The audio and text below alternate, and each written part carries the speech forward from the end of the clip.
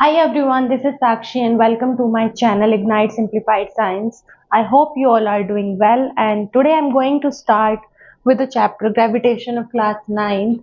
So today we will discuss about what is gravitation and what is gravitational force, what is the universal law of gravitation, what is gravity, what is the basic difference between gravity and gravitational force. So as you know, the gravity क्या है? हम अर्थ पर चल पा रहे हैं, that is called gravity. वरना अगर ये ग्रेविटेशनल फोर्स या ये ग्रेविटी ना हो तो हम चल नहीं सकते। So it is one of the most basic force in the universe and it plays a fundamental role in the structure of the solar system. तो ये एक बहुत ही बेसिक फोर्स है हमारे यूनिवर्स में, जो ऑलरेडी हमारे पास एक नेचुरल फोर्स है। और अगर आप बात करें ग्रेविटेशन की, it is the force of attraction between two bodies. तो जो दो बॉडीज के बीच में अट्रैक्शन होती है, फोर्स लगता है, एक दूसरे को वो अट्रैक्ट करती हैं, वो कौन सा फोर्स होता है? Gravitational force. And it may be the attraction of the objects by the earth. तो इसका एग्जांपल है attraction between earth and moon. अगर हमारे सोलर सिस्टम में सन के पास जो ऑर्बिट्स में प्लैनेट्स मूव करते हैं just because of this gravitational force. So let's talk about the gravity. Gravity एक natural force that pulls all objects towards the centre of the earth. इस ग्रेविटेशनल फोर्स की वजह से, इस ग्रेविटी की वजह से जितने भी ऑब्जेक्ट्स है ये कहाँ पुश करती है? Towards the centre of the अर्थ। इसी वजह से, इसी ग्रेविटी की वजह से मून हमेशा अपनी ऑर्बिट पर क्या करता है? चलता रहता है एंड रोटेट या रिवॉल्व करता रहता है। It hold stars together and it also bind galaxies together. यही एक फोर्स है जो स्टार्स को और गैलेक्सीज को टुगेदर बाइंड करके रखता है। Now move to our next topic, universal law of gravitation, which is very important in this chapter.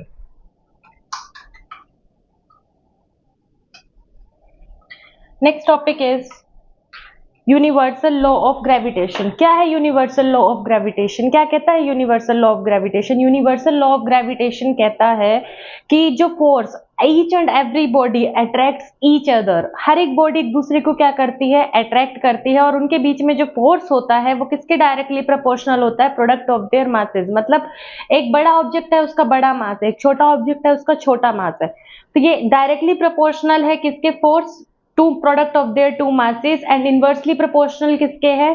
To their square of their distances. आइए इस रिलेशन को समझते हैं, यूनिवर्सल लॉ ऑफ ग्रेविटेशन को। So it states that every object in this universe attracts every other objects with a force which is directly proportional to the product of their masses and inversely proportional to the square of their distance between them. अब इसको हम समझते हैं एक relation से। क्या है इसकी न्यूमेरिकल रिलेशन? क्या है इसकी यूनिट है? क्या है इसकी वैल्यू है? कहां से आया ये ग्रेविटेशनल कांस्टेंट?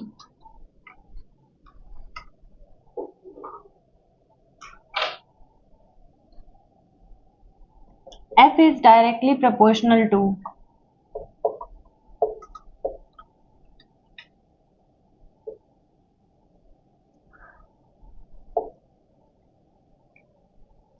यह जब हम कांस्टेंट हटाते हैं, मतलब ये जो डायरेक्टली प्रोपोर्शनल का साइन है, जब हम ये हटाते हैं तो हम इसकी जगह पे क्या लगाते हैं? Gravitational constant. So force is directly proportional to the mass. तो किसी ऑब्जेक्ट का अगर ऑब्जेक्ट बड़ा है तो उसका क्या होगा? बड़ा मास होगा, और छोटा है तो छोटा मास होगा। और उसके बीच के डिस्टेंस को हम कैसे डिनोट करते हैं? Distance square. अगर फोर्स ज्यादा होगा तो डिस्टेंस कम होगा। इनवर्सली प्रोपोर्शनल का मतलब है ये ज्यादा होगा तो ये कम होगा, और ये ज्यादा होगा तो ये कम होगा। तो अगर डिस्टेंस कम होगा तो फोर्स हमेशा उस ऑब्जेक्ट, उन दोनों बॉडीज के बीच में ज्यादा लगेगा। और मास क्या है? Product of their two masses. अब इसको एक रिलेशन से समझते हैं। जब आप ये जो प्रोपोर्शनल का साइन है हम जब हटाते हैं तो इसकी प्लेस पे क्या लगाते हैं? G is the gravitational constant. So F is the gravitational force. F is the gravitational force.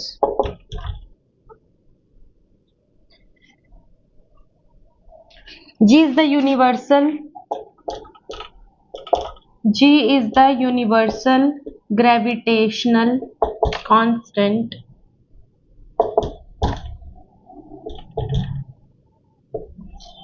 And D is the distance between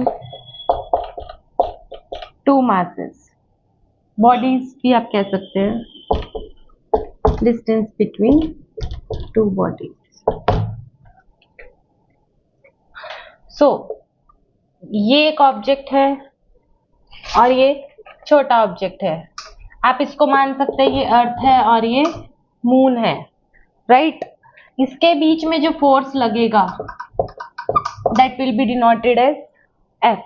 so earth बड़ी है, मून छोटा है, तो F is directly proportional to the mass of earth and mass of moon. E is for earth and m is for moon and the square of distance between them। तो अगर distance ज्यादा होगा तो force कम होगा, force ज्यादा होगा तो distance कम होगा, और ये डायरेक्टली प्रोपोर्शनल है किसके? मासेस के। आई होप आपको ये समझ में आया हो। तो इसका फॉर्मूला क्या बन जाता है? F is equals to G capital M small m by d square.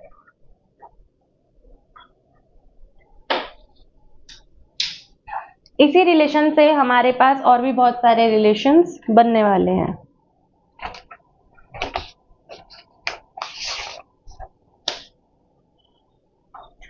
इसकी हेल्प से आपको बहुत सारे न्यूमेरिकल्स सॉल्व करने के लिए आएंगे। यही रिलेशन आपको इस चैप्टर में हेल्प करेगा to solve the numericals. Next, इसकी एसआई यूनिट। 1 मार्क में हमेशा ये क्वेश्चन आता है, मैं स्टार मार्क करके लिख रही हूँ। The SI unit of G, the SI unit of G is क्या है? Newton metre square kg inverse square. So SI unit of G is newton metre square kg inverse square. यहां से आपसे पूछ लिया जाता है what is the SI unit of gravitational constant, तो एसआई यूनिट है newton metre square kg inverse. और इसकी वैल्यू जो कि आपको न्यूमेरिकल्स में बहुत हेल्प करेगी, तो ग्रेविटेशनल कांस्टेंट की वैल्यू है क्या, ये आपको लर्न करना पड़ेगा। 6 × 6 7 3 × 10 raise to power -11 newton metre square kg square inverse. तो इनवर्स लगाना मत भूलिएगा। सो ग्रेविटेशनल कांस्टेंट की वैल्यू क्या है? 6.673 × 10 raise to power -11 and it is also called as like newton metre square kg, और ये इसकी एसआई यूनिट है। So gravitational attraction two objects के बीच में जब लगता है तो वो किन दो फैक्टर्स पर डिपेंड करता है? वो इन दो फैक्टर्स पर डिपेंड करता है, how big the objects are, कितने बड़े ऑब्जेक्ट्स हैं या उनके कितने मासेस हैं, और वो डिस्टेंस में एक दूसरे से कितनी दूर है। अगर वो दूर हैं तो फोर्स कम लगेगा, अगर वो पास में है तो फोर्स ज्यादा लगेगा उनके बीच में। आई होप आपको ये सब समझ में आया हो। Move to our next topic, free fall. So free falling object में आप समझ सकते हैं, फॉर एग्जाम्पल एक पर्सन एक हाइट पे है, अगर मैं इस मार्कर को यहाँ से गिरती हूँ तो देखिए एकदम से गिरेगा, बट ये अगर बात करें हम फेदर की, तो फेदर एकदम से नहीं जाएगा, बिकॉज द रीजन इज कि फ्री फॉल हम उसको बोलते हैं जहां पर एयर रेजिस्टेंस ना के बराबर लगता है किसी फॉलिंग ऑब्जेक्ट पे, उसी को बोला जाता है फ्री फॉलिंग ऑब्जेक्ट। क्या मतलब है इसका? कि एक मार्कर है और एक फेदर है, मार्कर का मास ज्यादा है तो इसलिए उनके बीच में क्या लग रहा है? फोर्स ज्यादा लग रहा है, जिसकी वजह से उसके ऊपर एयर रेजिस्टेंस क्या लग रहा है? कम लग रहा है। यही अगर हम बात करें फेदर की, तो फेदर बहुत ही लाइट वेटेड है, एंड सेकेंड थिंग उसका मास बहुत ही कम है, जिसकी वजह से उसके ऊपर एयर रेजिस्टेंस ज्यादा लग रहा है, इसीलिए वो टाइम टेकन है, वो एकदम से फ्री फॉल नहीं हो रहा है, उसको टाइम लगेगा नीचे। अगर आप एक हाइट से एक फेदर को गिरेंगे और एक स्टोन को गिरेंगे तो स्टोन जल्दी हिट करेगा as compared to the feather. Now next topic is to calculate the value of G. क्या है ये? Acceleration due to gravity. Acceleration due to gravity, और इसको हम किससे डिनोट करते हैं? स्मॉल जी से। क्या रिलेशन है इसका फोर्स के साथ? देखते हैं। तो आपने पढ़ा ही था सेकेंड लॉ ऑफ न्यूटन, उसमें आपने ये समझा था कि आपको पता ही होगा एक्सीलरेशन क्या होता है, change in velocity upon time. So आप उसकी एसआई यूनिट भी जानते हो, मीटर पर सेकेंड इनवर्स। और अगर आप पर लगा रहे हैं तो आप यहाँ माइनस नहीं लगाएंगे, और अगर आप यहाँ पर नहीं लगा रहे हैं तो आप इनवर्स का साइन लगाएंगे. So the unit of G is same as that of the acceleration. This is called acceleration due to gravity. ये है क्या? अगर आप किसी ऑब्जेक्ट को ऊपर की तरफ डाल दो, लाइक आप क्रिकेट खेल रहे हो और आप बॉल को ऊपर स्पिन करते हो, तो वो कुछ टाइम के बाद वहां पर रुककर दोबारा से नीचे आ जाएगी. उसी को बोलते हैं एक्सिलरेशन ड्यू टू ग्रेविटी. कि आप किसी चीज को अपार्ट फेंक रहे हैं अर्थ से, बट वो दोबारा से किस पर आ रही है? अर्थ पर ही आ रही है. So from the second law of motion you know force किसके इक्वल था? सेकेंड लॉ ऑफ मोशन आपने पढ़ा था न्यूटन का. तो फोर्स किसके इक्वल है? Mass into acceleration. तो एक्सिलरेशन की प्लेस पे हम क्या लिख सकते हैं? Because acceleration due to acceleration किसके इक्वल? Acceleration due to gravity. तो हम F is equals to mg भी यहाँ पर लिख सकते हैं. ये आपको न्यूमेरिकल्स में बहुत हेल्प करेगा. So F is equals to mg, F is equals to ma. और फोर्स हमेशा किसके इक्वल होता है? वेट के. तो फोर्स अगर वेट के इक्वल है तो आप इस रिलेशन में फोर्स की प्लेस पर क्या रखेंगे? W which is equals to mg. तो यहाँ से एक और रिलेशन बन जाता है. तो आपको आई होप समझ में आ रहा होगा कि force is the equals to the product of the mass and the acceleration due to gravity. और वेट भी किसके इक्वल होता है? मास एंड ग्रेविटी के. और इसकी यूनिट क्या होती है? एक्सिलरेशन ड्यू टू ग्रेविटी की मीटर सेकेंड इनवर्स स्क्वायर. सो यहां से अब रिलेशन कैसे बनता है स्मॉल जी का, ये पढ़ते हैं.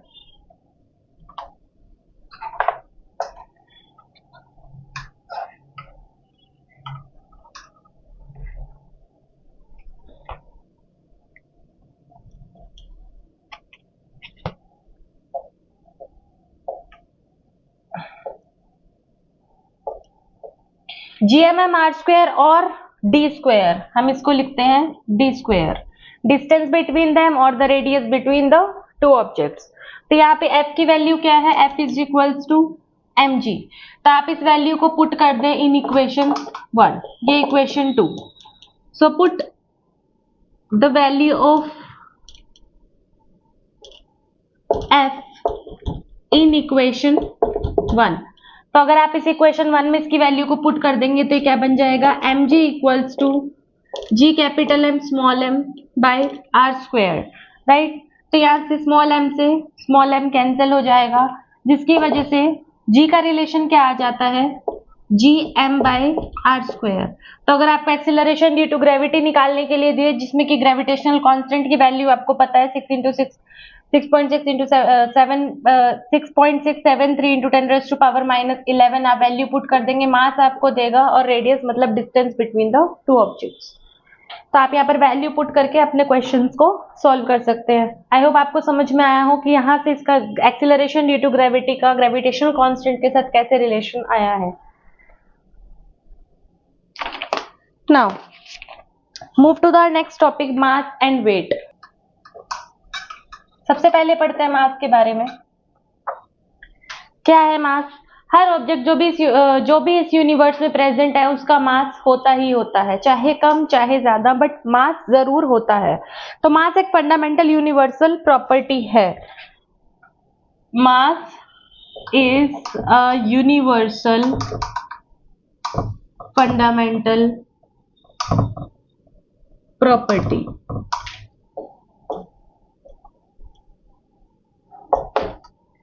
क्या मतलब है इस लाइन का? कि आप इस होल यूनिवर्स में, आप स्पेस में हैं या आप मून पे हैं या किसी और प्लेनेट पे हैं या आप अर्थ पे हैं, तो मास कभी भी चेंज नहीं होता, मास रिमेन सेम. तो आप इसको स्टार मार्क कर लीजिए, इस पे क्वेश्चंस पूछ लिए जाते हैं.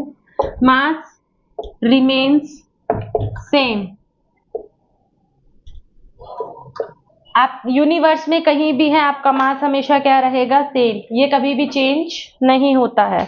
But now talk about wait. ये कांस्टेंट रहता है मास. वेट, भार जिसको हम बोलते हैं.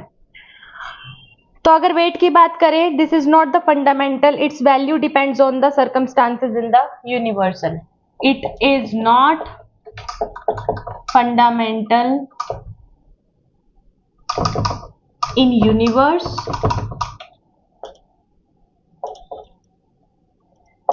its value depends on circumstances.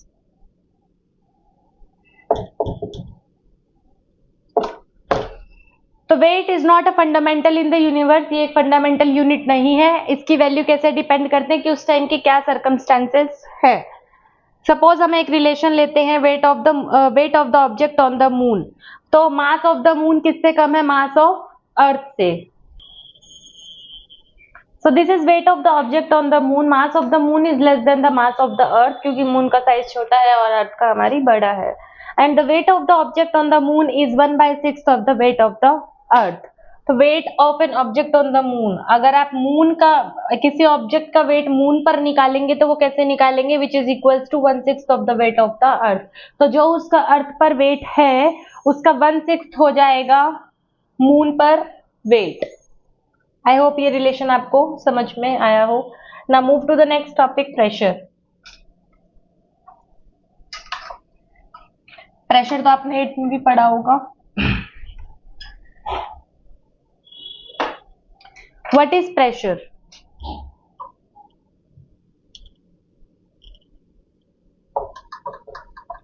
Force acting,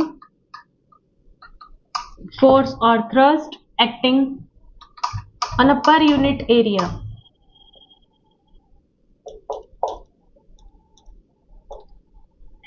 तो फोर्स की SI यूनिट होती है न्यूटन,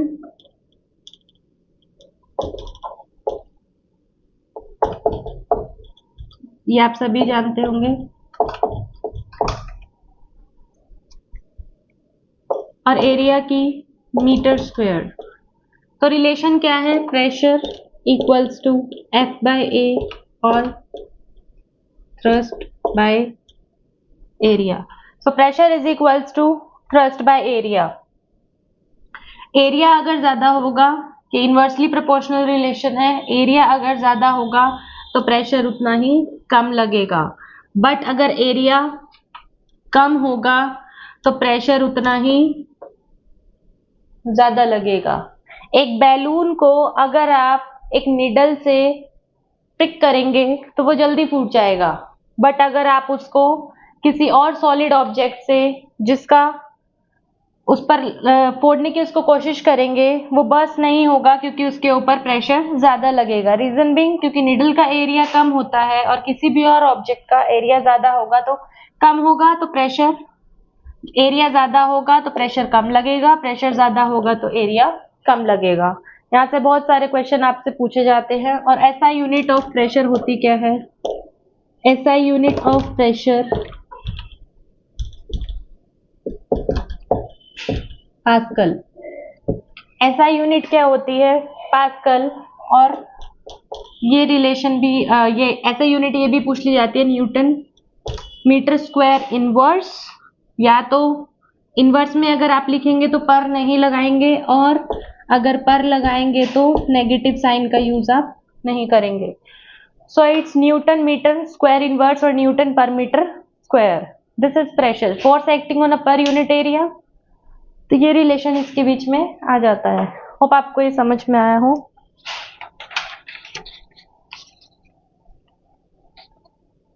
सो अब बात करते हैं what is this buoyant force. Buoyancy क्या है?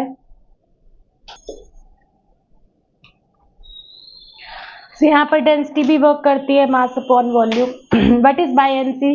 बायंसी है when an object is emerged in a fluid. अगर एक ऑब्जेक्ट को पानी के अंदर डाला जाता है, it experience an upward force, तो उसको एक अपवर्ड फोर्स लगता है, तो वो क्या है? उसी फोर्स को क्या बोलते हैं? Buoyant force. जो लिक्विड का फोर्स लगता है उस ऑब्जेक्ट पे, उसी फोर्स को क्या बोलते हैं? Buoyant force.